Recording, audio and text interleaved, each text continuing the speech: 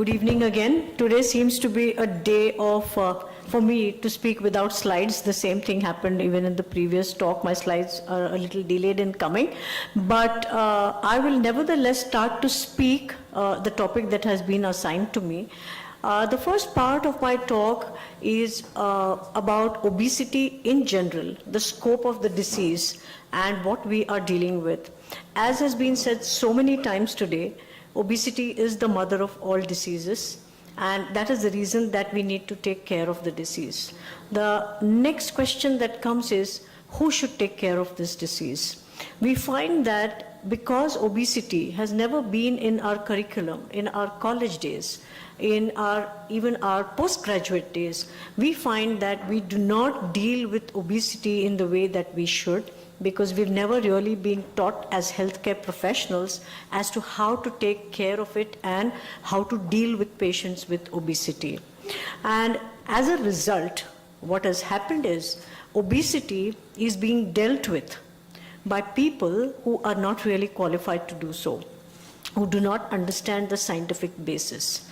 And the result is that there is a plethora of information from all the wrong sources on the internet, on Google, on social media, and you will find that the people who are talking about obesity are not the ones who are qualified to do so.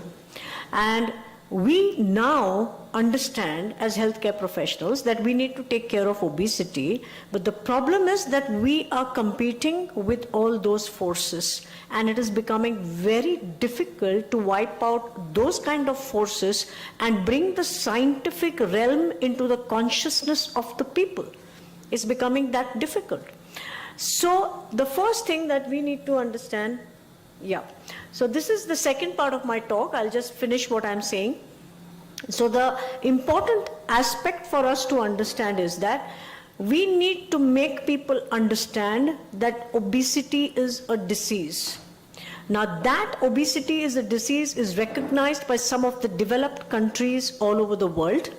And because they recognize it as a disease, there is insurance, they get help, and everything is paid for, and people actually follow up with a doctor.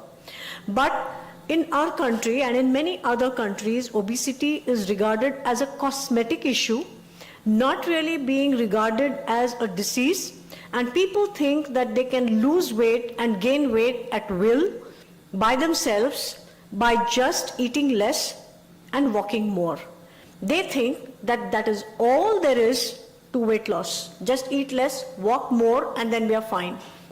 And that is the reason that people do not take obesity seriously, and it is not being recognized as a disease, and it is for the policy makers now in the country to recognize this as a disease so that it gets its due importance, and all the other diseases that follow will not follow if obesity is treated or prevented in the first place. So that is the importance of obesity, and I'm glad we are discussing all this in current times, and I'm hoping that there will be a turn for the better in times to come, where more and more people will take up obesity, because it's not a very easy science. The human body is not that easy to understand, especially when it comes to weight gain. So now, after having understood from Nitin about the pathophysiology and the science of obesity, let me take you through how you actually assess obesity.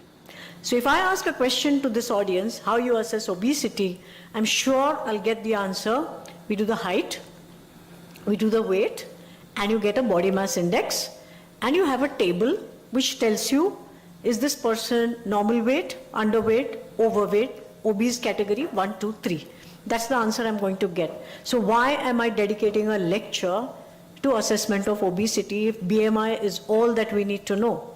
Well, the answer is that it is not so simple, because not only do you need to know what grade of obesity a person is at, you need to know what obesity has caused in that patient and whether that is relevant enough to warrant treatment. So that is what you need to know, and that is why there is a new concept called staging of obesity. And the staging depends upon the mental, the mechanical, and the comorbid conditions, the metabolic. So mental, mechanical, and metabolic, these are the 3 M's with which you stage obesity, and I'm going to take you through this and show you how it can be done. So, well, this is not really true. This is just been put up there. I have not been commercially supported for this lecture. So, the objectives is BMI approach to assess the classification, which I have talked to you about. And the second is what I talked about, the EOSS. It is the Edmonton Obesity Staging System. So this was brought about to stage obesity. So please remember, BMI tells you the grade of obesity. EOSS will tell you the stage of obesity based on the 3 M's that I'm going to talk about. And then maybe if there is time, we'll take up some practical case studies. So initiating obesity management, you have 3 steps. One is diagnose. By diagnose, I mean grading and staging. Then you discuss the treatment options, and then you actually treat the patient. So this is the diagnosis part, that is the actual diagnosing and staging. We talked about BMI, so I'm not going to go into the details. And this is the chart that I was talking about, which tells you whether a person is overweight, obese, 1, 2, or 3 category. So that is what you do. But if you do that, what you find here is that there are certain unrecognized things which will creep up if you go only by the BMI. If you look at that small sliver of brown which you see, which is called normal weight obesity, and this paper has again been published by Nitin Kapoor sitting right here. We're very privileged to have a person with all his references being put up over there. So now what is normal weight obesity? Normal weight obesity are those people who by way of BMI are normal. They are not obese, but they have a lot of visceral fat, abdominal fat, generally higher percentage of fat, which you all know is not good for a person. So though the BMI is normal, the fat is so high that it will still lead to all the bad complications of obesity. So that's what we call normal weight obesity. And that's why the staging is important. So staging is done for obese people. Here I'm talking about a category which is not obese, but still you probably need to stage such people. Of course, this is not there in the Edmonton obesity staging system because these are by BMI normal, so you don't really stage people who are normal, but you should be aware that there is this percentage of people.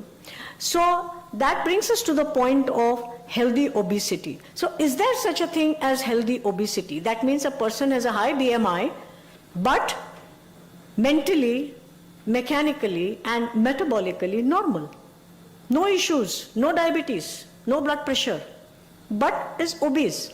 So is this healthy obesity? Is there such a thing as healthy obesity?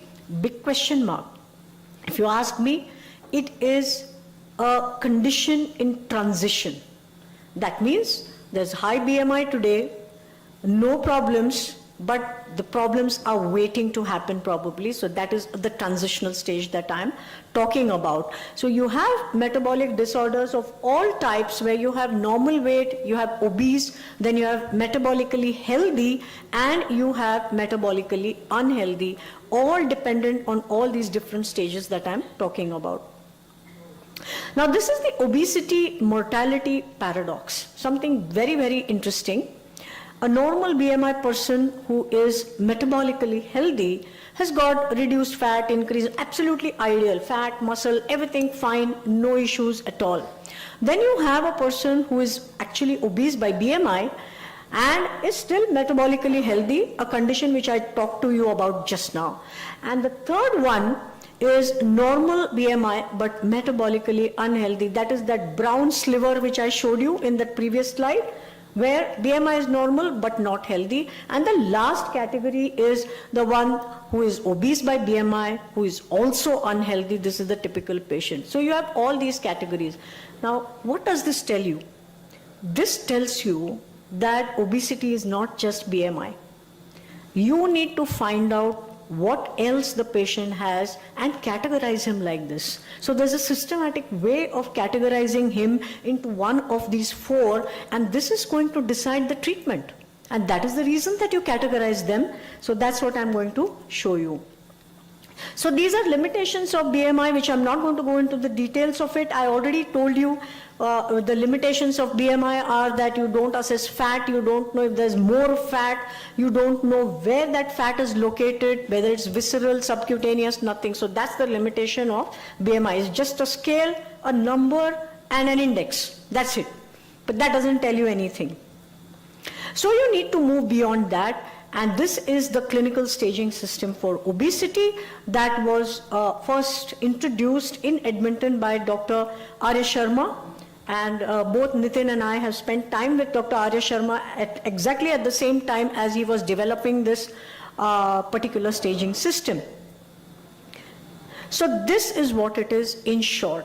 If you look at the bottom there, what I told you was medical, mental, and functional. By functional, you can substitute it by calling it mechanical. So that's how you get the 3 M's that you have: medical, mental, and mechanical. And as you go from stage 0 to stage 4, what do you find? You find that in stage 0, medically, mentally, and mechanically, there are no issues. And then the patient starts to get obstructive sleep apnea, or the patient starts to get osteoarthritis of the knees, or starts to get a chronic backache, or starts to get diabetes, or hypertension, or fatty liver disease, NASH, whatever. So those go into these stages. And that is how you stage it from stage 0, 1, 2, or 3 or 4. So the staging happens when, for example, functional status is end stage. That means a person can't move, completely incapacitated because of obesity. Then that goes straight away to stage 4. You need more aggressive treatment, maybe rehab treatment for these. So this is the advantage of actually staging a patient. Going retrospectively, they applied this Edmonton obesity staging system to the enhanced group. You know, that's a very nurses health study, which is a very big group of patients. And they applied it, they have all the data, they applied the staging system and saw what happened to these people. And they found that if this was applied, if this staging system was applied to those patients, then it predicted mortality. So it means that if an obese person goes to stage 2 or 3 or a higher stage, that much more the mortality is going to increase. So the importance of knowing staging is that it can predict mortality. And that's why you need to be more aggressive. So this is the same thing that tells you that class 1, class 2, and class 3 obesity, that means the grades according to the BMI, if you applied the Edmonton staging system, this is what you would get: stage 0, stage 1, and stage 2 across the BMI levels, which is the important part of it. So this is the suggested treatment based on the staging.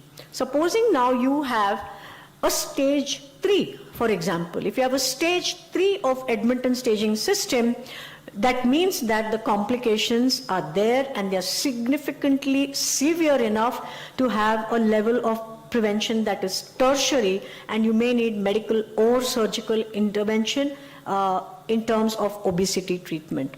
So you need to go that much more aggressive is what it means based on the staging. So you stage the patient, and that actually tells you the level of prevention that you should be at while treating this particular patient. So these are some case discussions. I think Nitin is going to take, do we have the time actually? We do. Okay. So do you want to take this case or? Okay. So should I take this one then? Okay. So let's take this case. Actually, I think these are to stage the patient, these cases. Oops, what happened?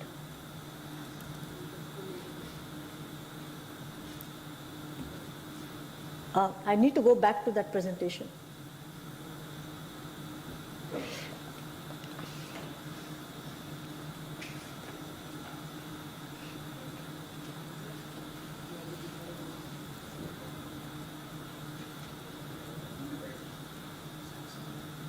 Yeah.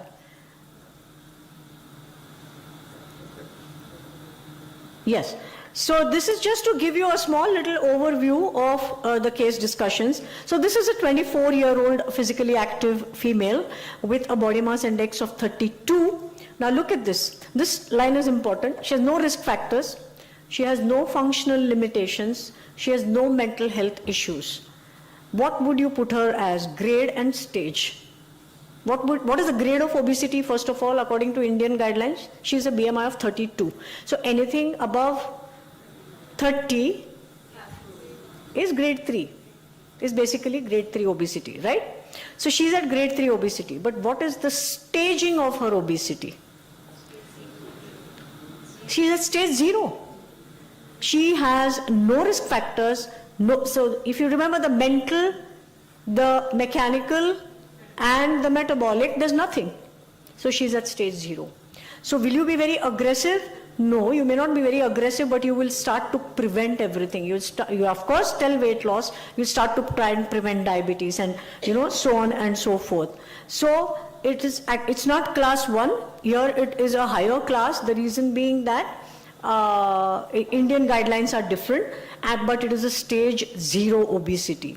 So here you have to focus on the fact that the further weight gain should not happen, and the health benefits of more aggressive obesity treatment are likely marginal, because if you look at the enhanced data, the mortality is not very high if you're at stage 0. So you may not be that aggressive. Let's go to case number 2.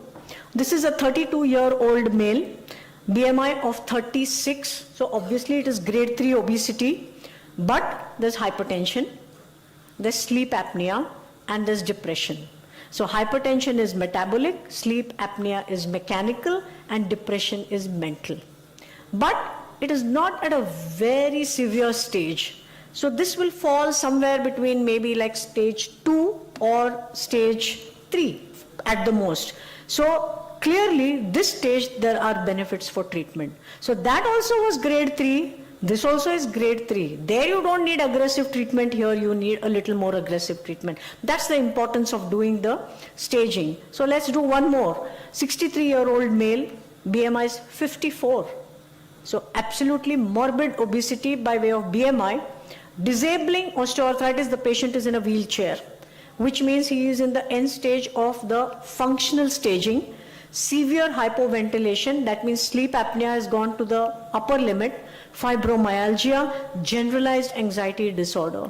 So where would you put this person? So it is grade 3, stage 3, or stage 4 for that matter. So stage 4 obesity. So do you understand the grading and the staging, the difference? If I have accomplished that much today, my work is done. That you understand the difference between grading and staging and how that helps you to formulate treatment. So that is the key here. So to summarize, assessment of obesity with BMI classification alone is not sufficient to optimize treatment. So the Edmonton obesity staging system is a single disease-related and functional staging system that provides additional clinical information to guide and evaluate treatment. And the treatment of obesity should be person-centric, that means based on staging, instead of just an algorithmic approach. So it is customized. So you customize it based on the staging of that particular patient. So thank you all for a patient hearing, and I'm thankful that you all are still here this evening. Thank you very much. I think